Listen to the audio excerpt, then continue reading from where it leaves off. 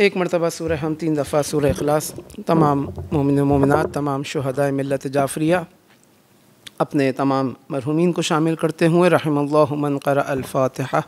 بسم اللہ الرحمن الرحیم، الحمد للہ رب العالمین الرحمن الرحیم مالک یوم الدین، ایاک نعبد و ایاک نستعین، اهدنا الصراط المستقیم صراط الذین انعمت علیہم غیر المغضوب علیہم ولا الضالین۔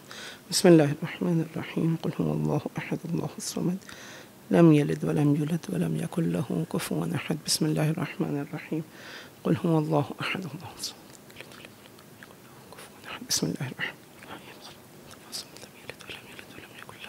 الرحیم، ایک مرتبہ درود بھیجیے گا بر محمد و آل محمد پر۔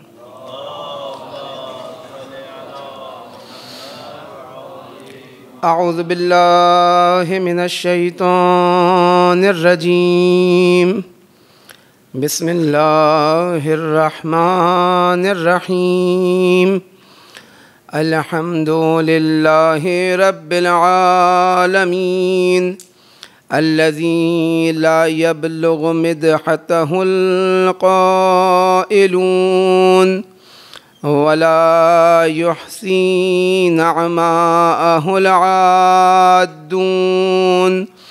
ولا يؤدي حقه المجتهدون، ثم الصلاة والسلام على أشرف الأنبياء والمرسلين، حبيبنا وحبيب إله العالمين أبي القاسم محمد وعلى آله الطيبين الطاهرين المعصومين المظلومين الذين أذهب الله عنهم الرجس وطهرهم تطهيرا۔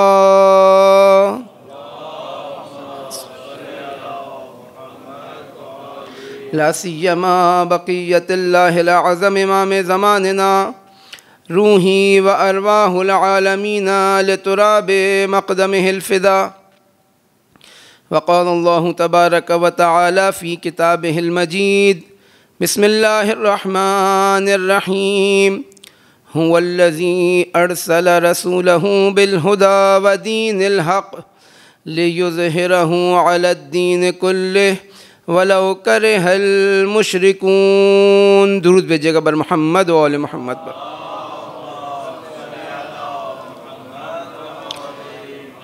خداوند عالم کا احسان ہے، اس کا شکر کہ اس نے ہمیں یہ توفیق عطا کی کہ ہم اپنے آپ کو، اپنے گھر والوں کو، اپنے محلے، اپنے ملک، اس سرزمین کو اہل بیت علیہ الصلاۃ والسلام کی تعلیمات سے، قرآن کریم کی آیات، اہل بیت علیہ الصلاۃ والسلام کی روایات اور بالاخص سید الشہداء علیہ الصلاۃ والسلام پر گریہ وزاری سے منور کر سکیں۔ اس سلسلے کی یہ آخری مجلس کہ جس کا عنوان کہ کربلا معیار فتح و کامرانی ہے،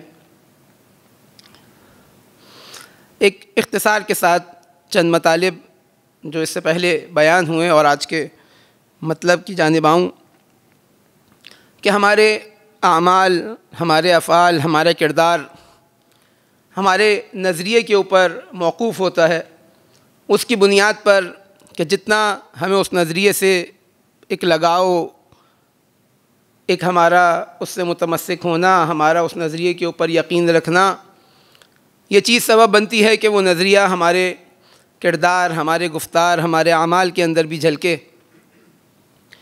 اور یہ نظریہ در حقیقت اس ہدف کو دیکھ کر معین کیا جاتا ہے جو ہدف تصور کائنات سے ہمیں حاصل ہوتا ہے۔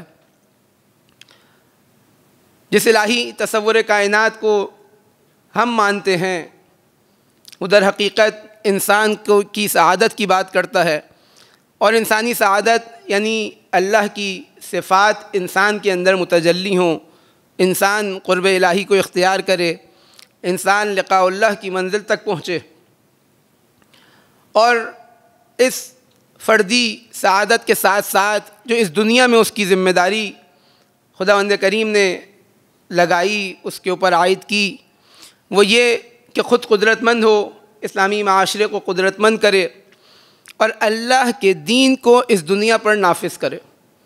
کس لیے؟ تاکہ وہ اکیلا سعادت مند نہ ہو، بلکہ اس کائنات کا رہنے والا، اس کائنات میں رہنے والا ہر انسان، ہر مخلوق اس سعادت اور کمال کو حاصل کرے۔ لہذا امیر المؤمنین امام المتقین علی ابن ابی طالب علیہ السلام فرماتے ہیں کہ خدا رحمت نازل کرے اس شخص پر جو یہ جانتا ہو کہ من این و فی این و الی این، کہاں سے آیا ہے، کہاں ہے اور کہاں جانا ہے اسے۔ اور یہی چیز ہمارے زندگی کے ہدف کو واضح کرتی ہے کہ ہماری ذمہ داری کیا ہے، ہمیں کس لیے خلق کیا گیا، ہمیں آج ہم نے کیا کرنا ہے، اور ہماری زندگی کا ہدف اور مقصد کیا ہے۔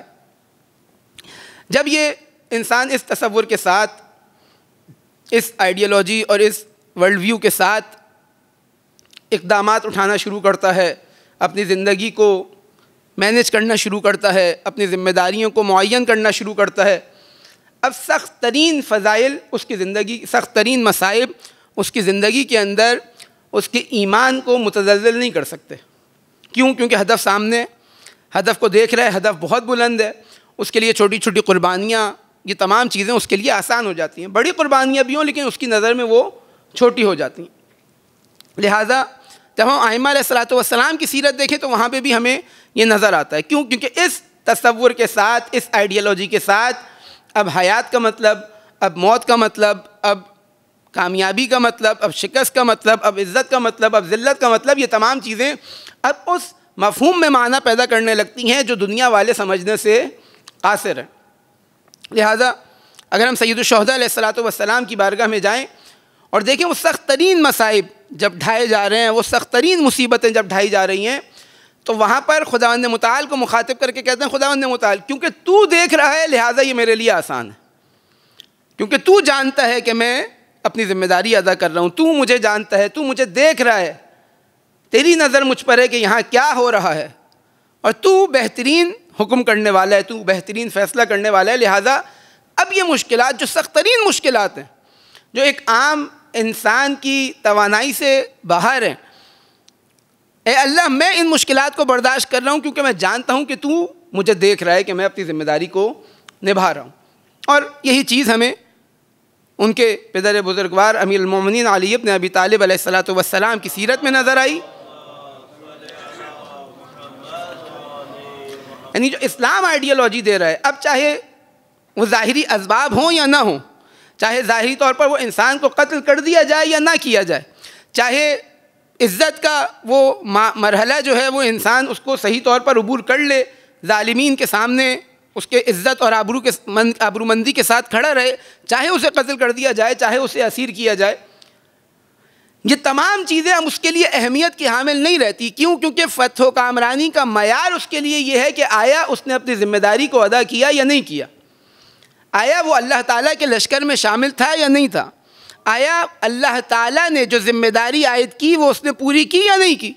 اگر وہ ان ذمہ داریوں کو پورا کرتا ہے تو اب وہ معیار اس کے لیے فتح و کامرانی کا ہے، ورنہ ظاہری طور پر کامیاب ہو جائے، ظاہری طور پر شکست کھا جائے، قتل کر دیا جائے، زندہ رہے، ظاہری اسباب اور طاقت اس کے پاس ہو، حکومت اس کے پاس ہو یا نہ ہو، ان تمام صورتوں میں اس کے لیے یہ چیزیں ذمہ داری ہے کئی جگہوں پر، لیکن معیار فتح و کامرانی اس کے لیے قرار نہیں پاتا۔ لہٰذا امیر المومنین کی زندگی کے اندر اگر ہم دیکھیں تو ہمیں نظر آتا ہے وہ مختلف فتوحات جو عالم اسلام کو امیر المؤمنین کے ہاتھوں سے پروردگار عالم نے عطا کی، چاہے جنگ خیبر ہو، چاہے جنگ احزاب ہو، چاہے بدر و حنین ہو، چاہے بعد میں آنے والے معرکے ہوں، حتیٰ وہ معرکے جس کے اندر ظاہر میں خلافت و علمبرداری امیر المؤمنین کے ہاتھ میں نہیں ہے، وہاں پر بھی امیر المؤمنین علیہ السلام کے مشوروں سے اسلام آگے بڑھا۔ لیکن اس کے باوجود در خیبر اکھاڑتے وقت، جنگ خندق کے اندر وہ ضرب لگاتے وقت کہ جس کے بارے میں رسول اللہ فرما رہے ہیں کہ یہ ضربت وہ ہے کہ جو عالمین کی، جو ثقلین کی عبادت سے افضل ہے، وہاں پر اپنی فتح و نصرت کا نعرہ نہیں لگاتے۔ اگر اپنی فتح کا اعلان کرتے ہیں، اگر اپنی برتری کا، کامیابی کا اعلان کرتے ہیں تو وہ وقت ہے کہ جب شہادت کا وقت ہوتا ہے اور یہ اعلان کرتے ہیں کہ فزت ورب الکعبہ۔ یعنی تمام وہ فتوحات جو امیر المومنین علیہ السلام نے انجام دی، وہ تمام کی تمام ذمہ داری تھی، لیکن فتح و کامرانی کا معیار کیا تھا؟ آپ دیکھیں خطبہ شعبانیہ میں جب ختم مرتبت حضرت محمد مصطفیٰ صلی اللہ علیہ وآلہ وسلم خطبہ ارشاد فرماتے ایک مرتبہ گریہ کرتے ہیں، امیر المومنین موجود ہیں، پوچھتے ہیں یا رسول اللہ کیا ماجرا ہے؟ کہتے ہیں علی یہ وہ مہینہ ہے جب ماہ رمضان کی فضیلتوں کو بیان کر رہے ہیں، اس کے بعد گریہ کرتے ہیں، مولا سوال کرتے ہیں، کہتے ہیں علی یہ وہ مہینہ ہے کہ جس میں تمہیں قتل کر دیا جائے گا۔ مولا فرماتے ہیں ایک سوال، اے رسول اللہ آیا وہ جو میرے قتل کا وقت ہوگا میں اس پہ اللہ کے دین پر سالم ہوں گا یا نہیں ہوں گا؟ یعنی ساری توجہ کس جانب ہے کہ میری موت اس دین کی راہ کے اندر واقع ہو، میں مرتے دم تک میری عاقبت خیر کے اوپر، اور یہ دعا ہمیں بارہا کرنی چاہیے کہ خداوند متعال ہماری عاقبت کو اہل بیت علیہ الصلوۃ والسلام کے دین پہ، خداوند متعال کے دین پر قرار دے، کیونکہ اللہ تعالیٰ نے کسی کو گارنٹی کارڈ تو لکھ کے نہیں دیا۔ تاریخ میں بڑی بڑی شخصیات ایسی گزری ہیں کہ جو اپنی زندگی کے اندر بڑے بڑے مارکے انہوں نے انجام دیے، لیکن بالآخر ایک وقت ایسا آیا، ایک امتحان ایسا آیا کہ وہ اس امتحان کے اندر پاس نہ ہو سکے، کامیاب نہ ہو سکے۔ ہمارے اوپر واقعہ یعنی اگر ہم اپنی زندگی کو دیکھیں، ہمارے لیے وہ امتحان نہیں آئے، وہ سختیاں ابھی نہیں آئیں جو اس وقت کے بعد افراد جنہوں نے قربانیاں دی، جنہوں نے اپنا سب کچھ لٹایا، لیکن ایک مرتبہ وہ اپنی قربانیوں کے بعد ایک مرتبہ اس نتیجے پر پہنچ گئے کہ اب ہمارے آرام کا وقت ہے، اب ہمارے سکون کا وقت ہے، اب ہم نے اپنی زندگی کو گزارنا ہے سکون سے، آرام سے، آسائشوں کے ساتھ، سہولتوں کے ساتھ۔ اب وہ مرحلہ آیا کہ اب انہوں نے آہستہ آہستہ انحراف کرنا شروع کیا، اب قربانیاں دینے سے پیچھے ہٹے، یہاں تک کہ اہل بیت کے مقابل آ کر کھڑے ہو گئے۔ کون؟ جنہوں نے اہل بیت کے لیے قربانیاں دی تھیں۔ ایسی ہمارے پاس بہت زیادہ مثالیں موجود ہیں۔ بس یہ اس نگاہ سے جب ہم دیکھتے ہیں تو اب ہمیں نظر آتا ہے کہ کیوں خداوند متعال بارہا کہیں کفار کو احمق، کہیں کفار کو نافہم قرار دے رہا ہے، کہیں منافقین کو یہ کہہ رہا ہے کہ یہ جانتے نہیں ہیں، اے رسول آپ ان کی فکر نہ کریں۔ یہ آ کر تصور کرتے ہیں کہ یہ آپ کو نعوذ باللہ آپ سے عزت کو لے لیں گے، ان کے تصور کائنات ان کا صحیح نہیں ہے، ان کی شناخت صحیح نہیں ہے، ان کا فہم صحیح نہیں ہے، ان کو معلوم ہی نہیں ہے۔ اور پھر وہ مثالیں، وہ سنتیں الہی جو خداوند متعال نے وعدے دیے، ان کے اوپر یقین، ایک طرف مومن کا یقین کہ یہ بیت عنکبوت ہیں، ان کی کوئی حیثیت نہیں ہے، ان کی کوئی ارزش نہیں ہے، ان کی کوئی بنیاد نہیں ہے، یہ سمندر کے اوپر اس جھاگ کی مانند ہے جو صرف ان لہروں کے اوپر سفر کر رہے ہیں، ان کی اپنی کوئی حیثیت نہیں ہے۔ خوب ان وعدوں کے اوپر یقین، اور ان میں سے ایک وعدہ کہ خداوند متعال جب اسلام کی مثال دے رہا ہے، جب کلمہ طیبہ کی مثال دے رہا ہے تو کس چیز سے دے رہا ہے؟ خداوند متعال فرما رہا ہے الم تر کیف ضرب اللہ مثلا کلمۃ طیبۃ کشجرۃ طیبۃ۔ آپ نے دیکھا نہیں کہ خداوند متعال نے اس کلمہ طیبہ کی مثال کس چیز سے دی؟ شجرہ طیبہ سے دی۔ کیا ہے یہ شجرہ طیبہ؟ کیا ہے یہ دین اسلام؟ کیا ہے یہ اللہ تعالیٰ کا دین؟ کیا ہے یہ وہ جو انسانیت کو معراج پر پہنچانے کی صلاحیت رکھتا ہے کہ اصلھا ثابت و فرعھا فی السماء، اس کی بنیاد محکم ہے، یہ جڑا ہوا ہے زمین کے ساتھ، اس کا جو رابطہ ہے وہ محکم ہے، یہ اکھڑ نہیں سکتا زمین سے کیونکہ اس کی جڑیں مضبوط ہیں۔ یعنی جو صفت قرآن بیان کر رہا ہے، اور یہاں پر علامہ مصباح یزدی رحمۃ اللہ علیہ نے ایک بہت آسان مثال کے ساتھ ہمارے لیے اس چیز کو واضح کیا کہ دیکھیں بعض مرتبہ یہ ہوتا ہے کہ ہم جب ایک دوسرے کو کوئی تحفہ دینا چاہ رہے ہیں تو اگر کوئی پودا دینا چاہ رہے ہیں تو ہم کیا انتخاب کرتے ہیں؟ گلدستہ انتخاب کرتے ہیں۔ خب گلدستہ کیوں ہمیں اٹریکٹ کرتا ہے؟ کیونکہ گلدستے کے اندر مختلف قسم کے رنگ برنگی پھول موجود ہوتے ہیں، یا صرف پھول موجود ہوتے ہیں، اس کے اندر تنا نہیں ہوتا، اس کے اندر شاخیں نہیں ہوتی، اس کے اندر کانٹے نہیں ہوتے۔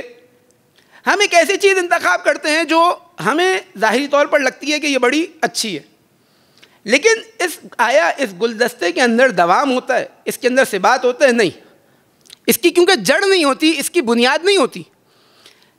لگتا بہت اچھا ہے اس پودے کی نسبت جو اگر ہم کسی کو پودا دیں اس کے اندر شاید 1 یا 2 پتے لگے ہوئے ہوں، لیکن وہ ہمیں اچھا نہیں لگے گا۔ قرآن بارہا اس جانب اشارہ کرتا ہے کہ تمہیں بعض مرتبہ وہ چیزیں اچھی لگتی ہیں جو ممکن ہے تمہارے لیے اچھی نہ ہوں، بعض مرتبہ تمہیں وہ چیزیں بری لگتی ہیں جو ممکن ہے تمہارے لیے اچھی ہوں۔ اللہ تمہارے حق میں بہتر جانتا ہے، لہٰذا تم اس تصور کائنات کو مد نظر رکھ کر فیصلہ کرو کہ کون سی چیز تمہارے حق میں اور کون سی چیز تمہارے خلاف ہے. خوب یہ گلدستہ بہت اچھا لگتا ہے، لیکن یہ گلدستہ دینے کے بعد، یہ گلدستہ لینے کے بعد آپ چند دن رکھ لیں گے، پانی بھی ڈالتے رہیں گے، لیکن اس کے اندر دوام نہیں ہے، اس کے اندر ثبات نہیں ہے، اس کے اندر استحکام نہیں ہے. یہ انسان کو پھل نہیں دے سکتا، یہ انسان کے لیے سایہ دار درخت نہیں بن سکتا. کیوں؟ کیونکہ اس کی جڑ نہیں ہے. اور ہمیں کیوں اچھا لگ رہا ہے؟ کیونکہ ہمیں وہ پورا پیکج نہیں چاہیے، ہمیں صرف وہ پھل چاہیے، جبکہ پھل پورے اس درخت کے ساتھ آتا ہے. پھل جو ہے وہ گلدستے سے حاصل نہیں ہو سکتا. قرآن جو مثال دے رہا ہے دین اسلام کی، وہ اس درخت کی سی دے رہا ہے کہ جس کے اصلھا ثابت و فرعھا فی السماء، اس کی جو جڑیں ہیں وہ محکم ہیں، اس کی جڑیں مضبوط ہیں، اور اس کی شاخیں آسمان کے اوپر پھیلی ہوئی ہیں. قرآن فرما رہا ہے کہ تؤتی اکلھا کل حین باذن ربھا، کہ یہ ہر وقت پھل دے رہا ہے، ہر وقت اپنا نتیجہ دے رہا ہے اللہ تعالیٰ کے اذن سے. یعنی اب ہم نے دین کو ایک پیکج تصور کرنا ہے، دین کو ایک مکمل ضابطۂ حیات تصور کرنا ہے، جس میں سے ہم یعنی یہ نہیں ہونا کہ جو منافقین کی صفت بیان کر رہا ہے خداوند متعال کہ نؤمن ببعض ونکفر ببعض، آدھے دین پر ایمان لائے، جو ہمیں سمجھ آیا اس کے اوپر ایمان لے کر آ گئے، جسے ہم نے ظاہری طور پر دنیا کے اندر ہمیں لگا کہ یہ اچھی چیز ہے، ہم ایمان لے کر آ گئے. لیکن جو ہمیں لگا کہ یہ ہمارے ظاہری طور پر مفادات میں نہیں ہے، نکفر ببعض، ہم نے اس کا انکار کر دیا. آدھی چیز پر منافقین کیا کرتے تھے؟ یعنی ایسا نہیں تھا کہ اسلام نہیں لا رہے، اسلام لا رہے ہیں، کلمہ پڑھ رہے ہیں، ظاہری حلیہ بھی اپنا مسلمانوں والا قرار دے رہے ہیں، لیکن ہر عمل، ہر حکم جو رسول اللہ جاری کر رہے ہیں اس کی پیروی نہیں کر رہے. یعنی پیروی نہیں کر رہے سے مراد مان بھی نہیں رہے. ایک مرتبہ یہ ہے کہ ہم سے غلطی ہوتی ہے، ہم گناہ کر دیتے ہیں، آلودہ ہو جاتے ہیں اس سے، لیکن یہ ایک مرحلہ ہے. ایک مرحلہ ہے کہ میں ماننے سے انکار کر دوں، نہیں آدھا دین مجھے سمجھ آ رہا ہے، آدھا دین سمجھ نہیں آ رہا ہے. امیر المومنین کی انفرادی زندگی سمجھ آ رہی ہے، اجتماعی اور سیاسی زندگی سمجھ نہیں آ رہی ہے. سید الشہداء علیہ الصلوۃ والسلام کا وہ ٹائم پیریڈ جو کربلا سے پہلے کا ہے وہ میرے لیے نمونہ عمل ہے، لیکن کربلا میرے لیے نمونہ عمل نہیں ہے. یا ائمہ علیہ الصلوۃ والسلام کے درمیان میں کسی تفکیک کا قائل ہو جاؤں، آدھوں کی باتوں کو قبول کروں، آدھوں کی بات کو قبول نہ کروں، یہ کیا ہے؟ یہ اس کا مطلب کہ میں نے اسلام کو قبول نہیں کیا. جبکہ خداوند متعال کا کیا حکم ہے کہ ادخلوها فی السلم کافہ، پورے کے پورے داخل ہو جاؤ. یہ نہیں ہو سکتا کہ آدھی چیزیں قبول کر لو اور آدھی چیزوں کا انکار کر دو. لہذا خداوند متعال فرما رہا ہے کہ یہ وہ درخت ہے اصلھا ثابت و فرعھا فی السماء، اس کی جڑیں اتنی محکم مضبوط کہ اسے اکھاڑ کے پھینکا نہیں جا سکتا. یہ ہوائیں آ کر اس کو اکھاڑ نہیں سکتی، اس کا کچھ بگاڑ نہیں سکتی. ممکن ہے کہ چند آفتیں اس کے اوپر آئیں، چند مصیبتیں اس کے اوپر آئیں، اس کے لیے مشکل ساز ہوں، لیکن ایسا نہیں ہے کہ وہ درخت کی بنیاد ہلا دی جائے. نہیں، اصلھا ثابت، اس کی بنیاد، اس کی جڑ بہت مضبوط ہے. وفرعھا فی السماء، اس کی جو ٹہنیاں ہیں، اس کے جو شاخیں ہیں وہ پورے آسمان پہ پھیلی ہوئی ہیں، کہ جس سے انسانیت کو پھل دیا جا رہا ہے، جس سے انسانیت نتیجہ حاصل کر رہی ہے، جس سے انسانیت اس کے سائے میں پروان چڑھ رہی ہے. اور پھر خداوند متعال فرما رہا ہے کہ یضرب اللہ الامثال للناس لعلہم یتذکرون، کہ ان کو خداوند متعال جو مثالیں دے رہا ہے اس لیے کہ شاید انسان تذکر کرے، وہ باتیں، وہ یاد، وہ عقیدہ، وہ نظریہ جس کو وہ لاشعور میں مانتا ہے. یعنی اگر اس سے پوچھا جائے تو وہ ان چیزوں کا انکار نہیں کرتا، خداوند متعال کے وجود کا انکار نہیں کرتا، رسول اللہ کے وجود کا انکار نہیں کرتا، لیکن بھلا چکا ہے وہ بات جو رسول اللہ کی، ائمہ علیہ الصلوۃ والسلام کی، انبیاء کی بعثت کے بارے میں امیر المومنین نے فرمائی کہ یہ وہ عقل ہے کہ جس کے اوپر طواغیت نے، فراعین نے، نمرودوں نے، یزیدیوں نے لیئرز ڈال دی ہیں مٹی کی، پوری اتنی لاد دی ہے کہ وہ جو عقل ہے انسان کی وہ دب گئی ہے ان آلودگیوں کے درمیان. لہذا انبیاء علیہ الصلوۃ والسلام آئے لیصیر لہم دفائن العقول، کہ یہ جو عقل کے خزینے ہیں، یہ جو عقل کا خزانہ ہے، اس کو ابھاریں، اس کو صحیح سمت میں لے کر آئیں، اس کی پالش کریں، اس کے اوپر سے وہ جو گرد اور خاک جمع ہو گئی ہے اس کو ہٹائیں. لہذا خداوند متعال یہ ارشاد فرمانے کے بعد اب اللہ مثال دے رہا ہے کس چیز کی؟ کلمہ خبیثہ کی. اس شجرہ خبیثہ کی مانند ہے یہ کلمہ خبیثہ کہ اجتثت من فوق الارض، یہ اسے گویا اکھاڑ کے پھینک دیا گیا. یعنی اب آپ ایک درخت کو تصور کریں کہ جس کی جڑیں زمین میں نہ ہوں، اسے زمین سے اکھاڑ کے پھینک دیا جائے، اسے کاٹ دیا جائے، اس کی کوئی جڑ نہ ہو. ما قرار ما لہا من قرار، کہ اس کی کوئی بنیاد نہیں ہے، اس کی کوئی ثبات نہیں ہے، اس کے اندر کوئی استحکام نہیں ہے۔ خداوند متعال دشمن کی مثال، کفار کی مثال، منافقین کی مثال اس درخت کی مانند دے رہا ہے کہ اب یہ جب زمین سے اکھڑا ہوا ہے تو ممکن ہے کہ چند دن تک جو پھل اس کے اوپر موجود ہیں وہ ہمیں اٹریکٹ کریں، ممکن ہے کہ جو چند دن تک اس کے اوپر پھول پتیاں موجود ہیں ہمیں اٹریکٹ کریں، ہماری توجہ اس کی طرف لے کر جائیں، لیکن ہم دیکھیں کہ آیا وہ جڑ ہے اس کے اندر یا نہیں ہے، اس کی بنیاد ہے یا نہیں ہے۔ اگر یہ بنیاد نہیں ہے تو اس کا مطلب یہ کہ یہ کسی قابل نہیں ہے، یہ چند دن کا عارضی طور پر ایک درخت کی مانند ہے، عارضی طور پر ایک سایہ دے رہا ہے، پھل دے رہا ہے، لیکن اس کے اندر ثبات نہیں ہے، یہ دائمی نہیں ہے۔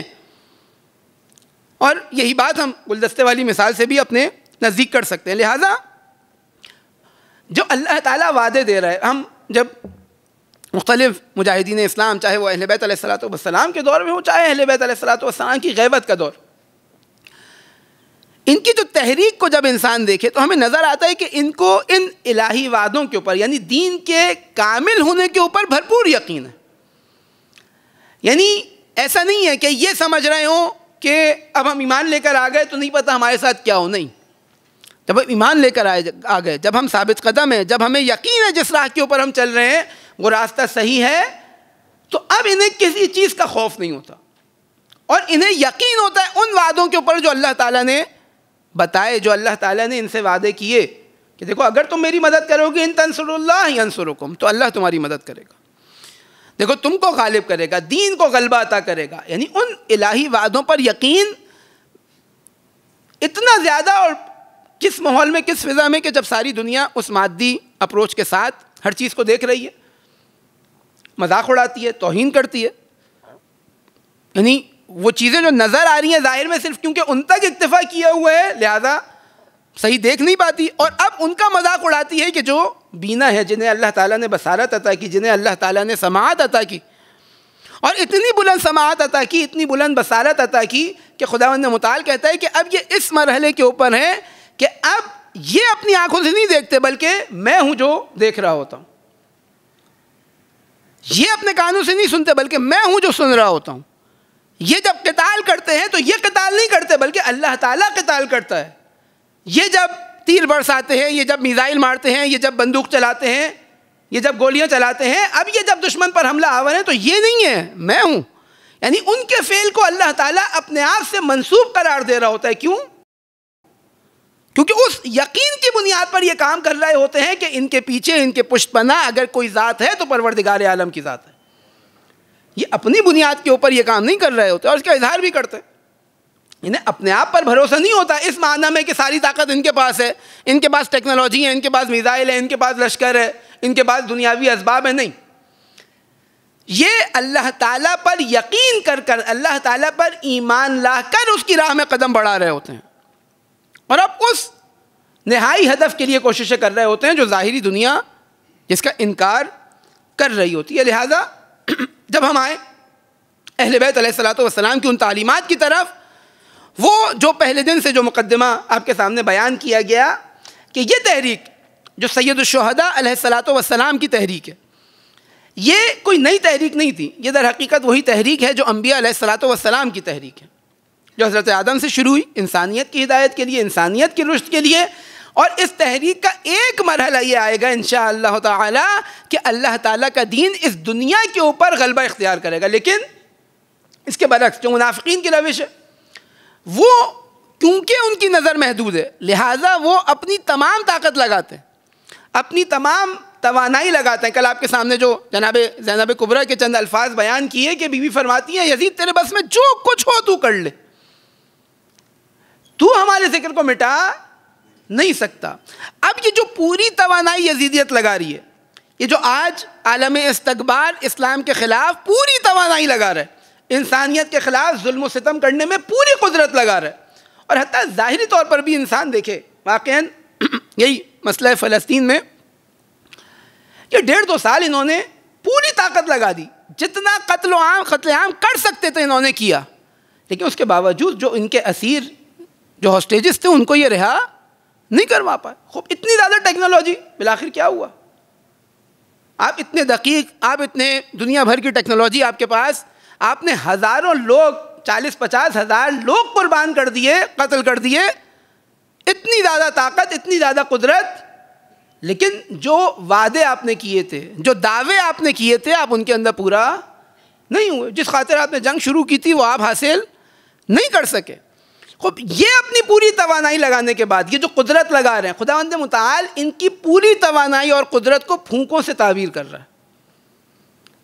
یریدون لیطفئوا نور اللہ بافواہہم, یہ چاہتے ہیں کہ اپنی پھونکوں کے ذریعے اللہ کے نور کو بجھا دیں. یعنی جو پوری توانائی جو ہم تاریخ کے اندر ظلم و ستم دیکھ رہے ہیں, جو آج ظلم و ستم دیکھ رہے ہیں, وہ ظلم و ستم جو اہل بیت علیہ الصلوۃ والسلام پہ ڈھایا گیا, وہ جو ان کے ماننے والوں پہ ڈھایا گیا, جو آج تک ڈھایا جا رہا ہے, وہ ظلم و ستم جو 1,24,000 انبیاء علیہ الصلوۃ والسلام کے خلاف ڈھایا گیا, خدا نے متعال کہہ رہا ہے یہ سارا کا سارا پھونکوں کی مانند ہے, کوئی حیثیت نہیں ہے, اس کی کوئی ارزش نہیں ہے. وجہ کیا ہے؟ وجہ وہی تصور کائنات, وہی آیات جو آپ کے سامنے تلاوت کی, کہ اس کا کوئی بنیاد نہیں ہے, یہ صرف ہواؤں کے زور پر چل رہے ہیں. یریدون لیطفئوا نور اللہ بافواہہم, اللہ تعالیٰ اپنے نور کو کامل کر کر رہے گا. خدا سے دعا ہے کہ خدا متعال ہمیں ان آیات کے اوپر حقیقی معنی کے اندر ایمان رکھنے کی توفیق نصیب فرمائے. یریدون لیطفئوا نور اللہ بافواہہم واللہ متم نورہ. خب یہ چاہتے ہیں کہ نور کو بجھا دیں, اللہ تعالیٰ اپنے نور کو کامل کر کر رہے گا. وَلَوْ كَرِهَ الْكَافِرُونَ, چاہے کافروں کو برا ہی ناگوار ہی کیوں نہ گزرے. اور اس کے بعد خداوند متعال اس آیت کی تلاوت, اس آیت کو بیان کر رہے ہیں جس کی تلاوت ہم نے کی, هُوَ الَّذِي أَرْسَلَ رَسُولَهُ بِالْهُدَى وَدِينِ الْحَقِّ. اب ان آیات کی اگر ترتیب انسان دیکھے, اور یہ آیت 3 مقامات کے اوپر قرآن کے اندر بعینہ ہی تھوڑے سے آخر میں تبدیلی کے ساتھ یہ آیت 3 مقامات کے اندر قرآن کے اندر آ رہی ہے. یعنی وہ وعدہ ہے اللہ کا کہ جو 3 مرتبہ قرآن میں تکرار ہوا انہی الفاظ کے ساتھ, یعنی صرف معنی تکرار نہیں ہو رہا بلکہ وہ الفاظ بھی تکرار ہو رہے ہیں. کیونکہ قرآن ہے, اللہ کا کلام ہے. 3 مرتبہ اس آیت کو تکرار کیا جا رہا ہے, اور 2 مرتبہ یہ جو پہلے والی آیت ہے یریدون لیطفئوا نور اللہ بافواہہم, 2 جگہ کے اوپر یہی مفہوم آدھے, یعنی آدھی آیت وہ ہے کہ جو الفاظ اس کے سیم ہیں, آدھی آیت وہ ہے جس کے الفاظ تھوڑے سے تبدیل ہیں. یہ آیت 2 مقامات کے اوپر آ رہی ہے. اور تیسرے مقام پر یعنی ظاہراً سورہ صف میں جب خداوند متعال هو الذی ارسل رسولہ بالہدی ودین الحق والی آیت کو بیان کر رہا ہے, تو وہاں پر پھر رسول اللہ کی جو تمجید کی جا رہی ہے, ان کے جو توصیف بیان کی جا رہی ہے, ان کے لشکر کی جو توصیف بیان کی جا رہی ہے, وہ واقعاً قابل توجہ ہے. خب ایک وعدہ اللہ کا جو اللہ تعالیٰ 3 مرتبہ قرآن کے اندر بیان کر رہا ہے, خب اگر اس پہ بھی ہمیں یقین نہ ہو, یعنی انسان سوچے واقعاً اس کے وہ ایمان کی کیفیت قرآن کے اوپر, اللہ کے اوپر, رسول اللہ کے اوپر, یعنی واقعاً ایمان رکھتا ہے یا نہیں رکھتا. هو الذی ارسل رسولہ بالہدی ودین الحق, کہ جو اللہ تعالیٰ نے رسول اللہ کو بھیجا, دین حق کو بھیجا ہدایت کے ساتھ, کس لیے؟ لیظہرہ علی الدین کلہ, تاکہ اللہ تعالیٰ اپنے دین کو پوری دنیا کے اوپر غلبہ عطا کرے. یہ 1,24,000 انبیاء آئے, یہ 14 معصومین علیہ الصلوۃ والسلام آئے, کس لیے؟ تاکہ دین کو غلبہ عطا ہو. اور یہ کام کیسے ہوگا؟ جو اس سے پہلے بالکل ابتدا میں جو ہم نے آیات کی تلاوت کی ابتدائی مجالس کے ایام میں, کہ لقد ارسلنا رسلنا بالبینات وانزلنا معهم الکتاب والمیزان, یہ جو انبیاء بھیجے, یہ جو میزان بھیجا, یہ جو کتاب بھیجی, یہ جو واضح روشن نشانیوں کے ساتھ اللہ تعالیٰ نے اپنے اولیاء کو بھیجا, کس لیے؟ لیقوم الناس بالقسط, تاکہ لوگ عدالت کے لیے قیام کریں. یعنی یہ 2 اہداف انسان اپنے سامنے رکھے, پر نتیجہ کیا نکلے گا؟ نتیجہ یہ نکلے گا کہ اللہ کا دین غلبہ پائے گا. اور کس طرح سے پائے گا؟ انبیاء علیہ الصلوۃ والسلام کی وہ تحریک جو ان لوگوں کے ذریعے کامیاب ہوگی. لیقوم الناس بالقسط, یعنی اب ہماری ذمہ داری ہمارے سامنے نظر آ رہی ہے کہ وہ کام جو انبیاء کا کام, وہ کام جو اولیاء الہی کا کام, اور وہ کام کیا؟ وہ یہ کہ انسان اپنے آپ کو اتنا بلند کر دے کہ اللہ کے دین کے غلبے کی تحریک کا حصہ قرار پائے. اپنے آپ کو اتنا بلند کرے, اتنا وسیع کرے اپنے آپ کو, اپنی حیثیت, اب وہ حوصلہ, وہ انسان کی توانائی. خداوند متعال یہ کام لینا چاہ رہا ہے. هو الذی ارسل رسولہ بالہدی ودین الحق لیظہرہ علی الدین کلہ ولو کرہ المشرکون. اور اس کے بعد خداوند متعال مومنین کو مخاطب کرتا ہے, یا ایھا الذین آمنوا هل ادلکم علی تجارۃ ایک ایسی تجارت کی تمہیں راہ دکھاؤں، راستہ دکھاؤں. اب تجارت کیا، خود روایات میں بھی، اور یقیناً جو بزنس کرنے والے افراد ہیں وہ بہتر جانتے ہیں، آیات بھی اس جانب بیان کر رہی ہیں، روایات بھی اس جانب بیان کر رہی ہیں کہ یہاں وہ ہے کہ انسان عقلی بنیاد کے اوپر رسک لیتا ہے، یعنی کیلکولیشن کرتا ہے. اب ایک مادی تصور کائنات سے ہم اس کو دیکھیں، ایک الہی تصور کائنات سے اس کو دیکھیں، یعنی وہ وعدے، وہ کیلکولیشن جو اللہ تعالیٰ نے بیان کی، وہ سنتیں جو اللہ تعالیٰ کی سنتیں ہیں، ان کو مد نظر رکھ کر انسان اب تجارت کرے. روایت کے اندر ہے کہ جو تاجر جسور ہوتا ہے، جو رسک لینے کی صلاحیت رکھتا ہے، جو رسک لے سکتا ہے، وہی تاجر مرزوق ہوتا ہے، اسی تک رزق پہنچتا ہے.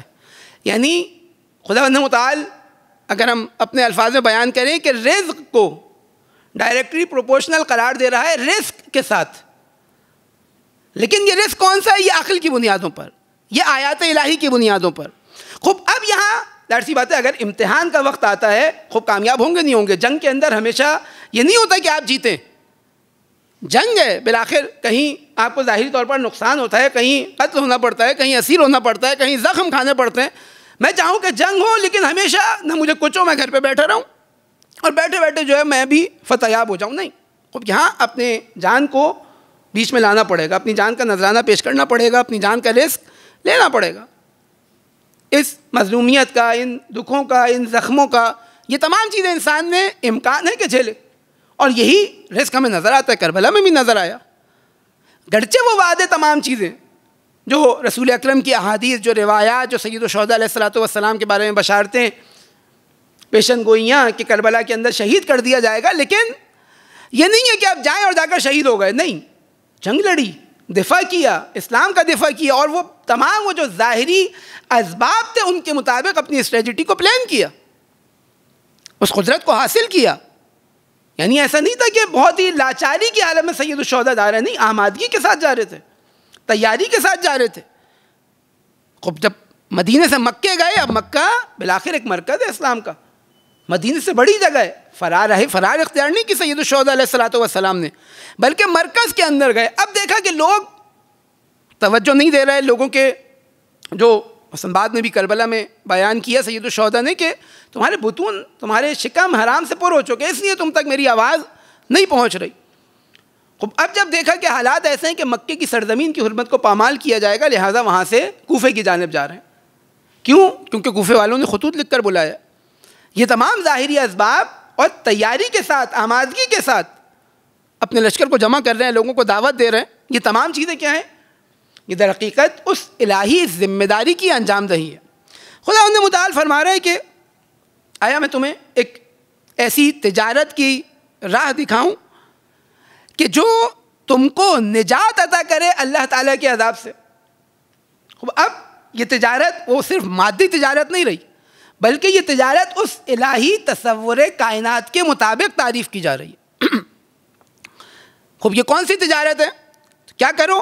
تؤمنوا باللہ ورسولہ وتجاہدون فی سبیل اللہ، اللہ پر ایمان لاؤ، رسول اللہ پر ایمان لاؤ اور اللہ کی راہ میں جہاد کرو. کس چیز کے ذریعے؟ باموالکم وانفسکم، کہ اپنے نفسوں کے ذریعے، اپنی جان کے ذریعے اور اپنے مال کے ذریعے. یعنی آؤ اپنی جان کو رزق پر قرار دو، آؤ اپنے مال کو رزق پر قرار دو، اور آنے کے بعد اب وہ الہی وعدوں کے اوپر یقین رکھو اور ان کی بنیاد کے اوپر تم اللہ کی راہ میں قدم بڑھاؤ. دیکھیں، اگر انسان دیکھے اس پورے ان باتوں کو جو آپ کے سامنے بیان ہوئی، یہ وہ تحریک جس کا آج ہم حصہ بننے جا رہے ہیں، یہ عزاداری سید الشہداء، یہ مجالس اعزا، یہ سب کی سب در حقیقت اسی تحریک کا تسلسل ہیں جو سید الشہداء نے آغاز کی، اسی تحریک کا تسلسل ہیں جو انبیاء علیہ الصلوۃ والسلام کی ہے.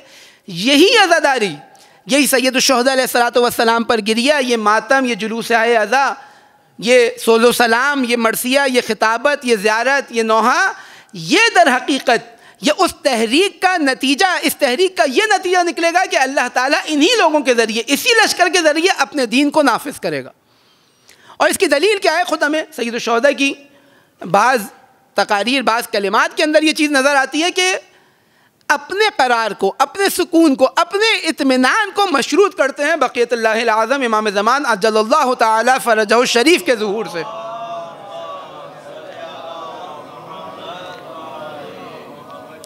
سے مشروط کرتے ہیں کہ دیکھو اے بیٹے ولدی یا علی، اے میرے بیٹے علی، واللہ لا یسکن دمی، کہ میرے خون کو آرام نہیں آئے گا، میں اطمینان مجھے حاصل نہیں ہوگا. وہ جو قرار، جو ایک بے چینی رسول اللہ فرماتے ہیں کہ مومنین کے دلوں کے اندر ایک حرارت موجود ہے سید الشہداء علیہ الصلوۃ والسلام کے قتل کی نسبت، کہ لا تبرد ابدا، کہ وہ کبھی سرد نہ پڑے گی.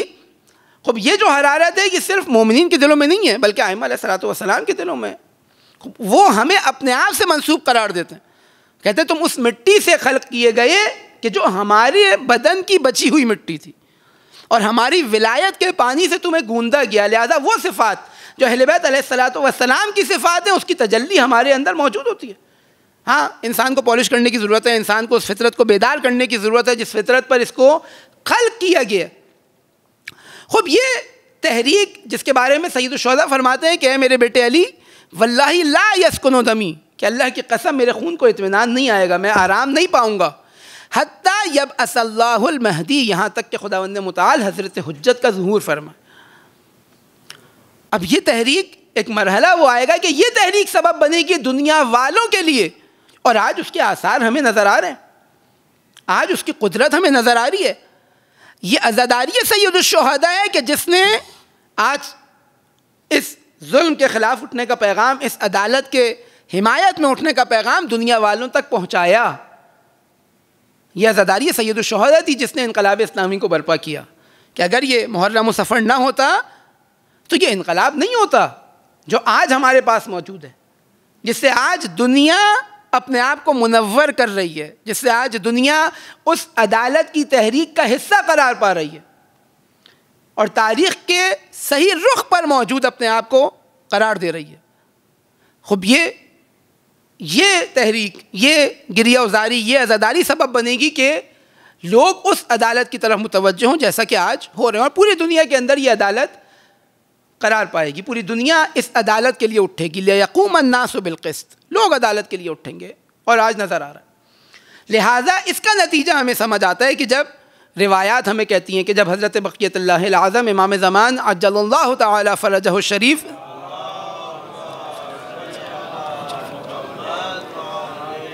اپنا تعارف کرائیں گے لوگوں میں آ کر، اپنی معرفی کریں گے، اپنے آپ کو لوگوں میں پہچانوائیں گے، تو اب کس سے اپنے آپ کو منسوب قرار دیں گے؟ الا یا اہل العالم انا امام المنتظر، میں امام منتظر ہوں جس کا انتظار کیا جا رہا تھا. اور پھر کیا فرمائیں گے؟ الا یا اہل العالم ان جدی الحسین قتلوہ عطشانا، اے دنیا والوں جان لو میں کس کا بیٹا ہوں؟ میں اس کا بیٹا ہوں جسے کربلا میں بھوکا پیاسا قتل کیا گیا.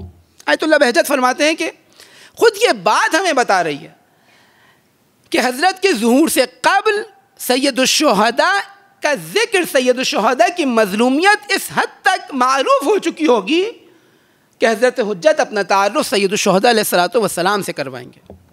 الا یا اہل العالم ان جدی الحسین قتلوہ عطشانا، میں اس کا بیٹا ہوں جسے بھوکا پیاسا قتل کیا گیا، وَتَرَحُوهُ عُرْيَانًا، حتیٰ قتل کرنے کے بعد اس کے لباس کو غارت کر لیا گیا، وَسَحَقُوهُ عُدْوَانًا، اور اس کو دشمنی کے ساتھ قتل کیا گیا. کون؟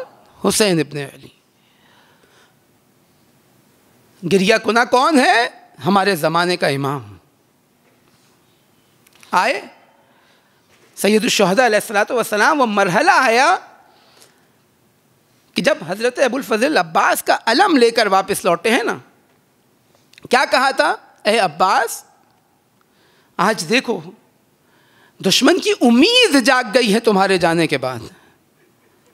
اے عباس اب وہ آنکھیں جو تجھ پر اعتماد کر کر رات کو سوتی تھی اب ان کو نیند نہیں آئے گی. آئے ایک مرتبہ ودا کیا، یا زینب یا ام کلثوم یا سکینہ یا رقیہ یا فاطمہ علیکن منی السلام، اے میری بہنوں، اے میری بیٹیوں، تم پر حسین کا آخری سلام ہوں. حسین گئے مقتل میں، اور جانے کے بعد جب جانا چاہتے ہیں نا، روایت کہتی ہے کہ ایک بیٹی حسین کی آگے بڑھی، آنے کے بعد ایک مرتبہ اپنے بابا سے کہتی ہے، بابا آیا موت کے سامنے تسلیم ہونے جا رہے ہیں؟ سید الشہداء فرماتے ہیں بیٹی وہ موت کے سامنے کیسے نہ جائے، ارے جس کا کوئی ناصر نہ ہو، جس کا کوئی مددگار نہ ہو۔ ایک مرتبہ بی بی کہتی ہے کہ اے بابا ارے تھوڑی دیر رک جائیں، تھوڑا اطمینان کے ساتھ سکون کے ساتھ آپ کی ایک مرتبہ زیارت کر لوں، نہ جانے اس کے بعد آپ سے کب ملاقات ہو۔ ایک مرتبہ بی بی نے جو سید الشہداء کی طرف دیکھ کر گریہ کرنا شروع کیا، سید الشہداء نے بیٹی کو اپنے سینے سے لگایا۔ ایک مرتبہ بی بی کہتی ہے بابا کیا ہمیں مدینہ واپس نہیں چھڑوا سکتے، ارے اس بیابان میں ہمارا کون ہے؟ ایک مرتبہ دلاسا دیتے ہیں اے بیٹی ارے ابھی تو طویل سفر باقی ہے، اپنے گریے سے ارے مجھے مزید نہ تڑپاؤ۔ ایک مرتبہ اطمینان دلاتے ہیں، آرام دلاتے ہیں۔ جناب زینب سلام اللہ علیہ کو وصیتیں کرتے ہیں، اب سید سجاد علیہ السلام سے ودا کرتے ہیں، بیویوں سے کہتے ہیں کہ جان لو ارے میرے بعد اللہ کی حجت تمہارے اوپر یہ زین العابدین ہے۔ امام حسین علیہ السلام گئے، ایک مرتبہ صدا دی حل من ذاب یذب عن حرم رسول اللہ، ارے کوئی ہے جو آئے آ کر ان رسول زادیوں کا دفاع کرے۔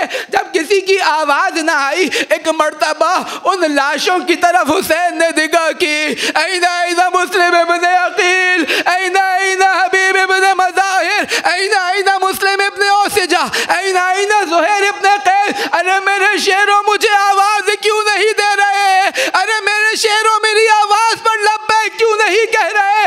ارے آؤ آ کر دیکھو، ارے یہ رسول زادیہ تمہارے دفاع کی طرف متوجہ ہے۔ ایک مرتبہ جب دیکھا کسی کی آواز نہ آئی، حسین نے ایک مرتبہ میمنہ کی جانب حملہ کیا، ایک مرتبہ میسرہ کی جانب حملہ کیا، کبھی وسط قلب لشکر کے اوپر حملہ کرتے۔ امام باقر علیہ السلام فرماتے ہیں ارے میں نے کم سنی میں اپنے جد کو دیکھا، کبھی میمنہ پر حملہ آور ہے، کبھی میسرہ پر حملہ آور ہے، کبھی قلب لشکر پر حملہ کرتے ہیں، اور ایک مرتبہ دیکھا کہ چاروں جانب سے اب جو حسین پر حملہ ہوا، جانتے ہو حسین کو کیسے قتل کیا گیا؟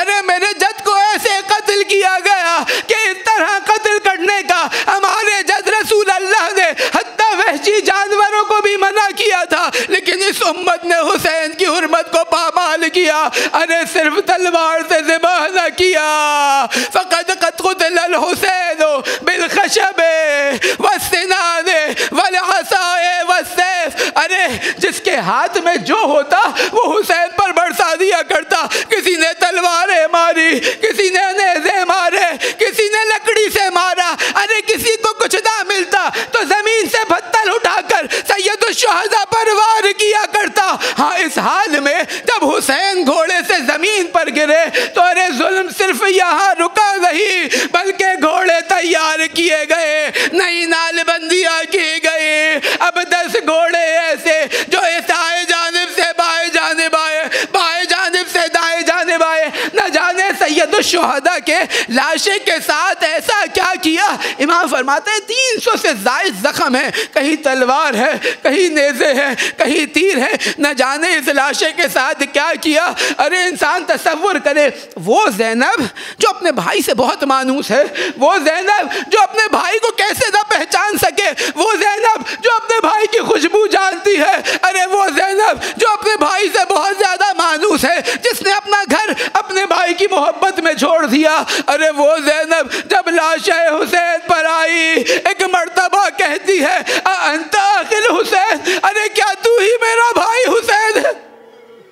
ہاں جناب زینب جب آئی ایک مرتبہ لاش حسین کو اپنے ہاتھوں پہ بلند کیا، الہی تقبل من ذا القربان، اے اللہ ہماری اس قربانی کو قبول کر۔ ہاں حسین مقتل میں گئے ہیں، اب جو مقتل میں جانے کے بعد رجس پڑھا، ایک مرتبہ جب دیکھا بنی ہاشم کا یہ شخص، بنی ہاشم کا یہ فرد ارے اس لشکریوں سے قابو میں نہیں آتا، ایک مرتبہ عمر سعد نے ندا دی ارے یہ اس کا بیٹا ہے جو قتال عرب ہے، اتنا سننا تھا، ارے کوئی خیبر کا بدلہ لینے آیا، کوئی خندق کا بدلہ لینے آیا، کوئی صفین و جمل و نہروان کا بدلہ لینے آیا، اب جو چاروں جانب سے حملے ہوئے، ایک نیزہ مارا سید الشہداء کی جانب، حسین گھوڑے پر سنبھل نہ سکے، اب جو زمین پر گرے چاروں جانب سے ہجوم ٹوٹا، ارے جس کے ہاتھ میں جو تھا مارا، ایک مرتبہ مرتبہ سید الشہداء کی پیشانی پر ایک تیر آ کر لگا.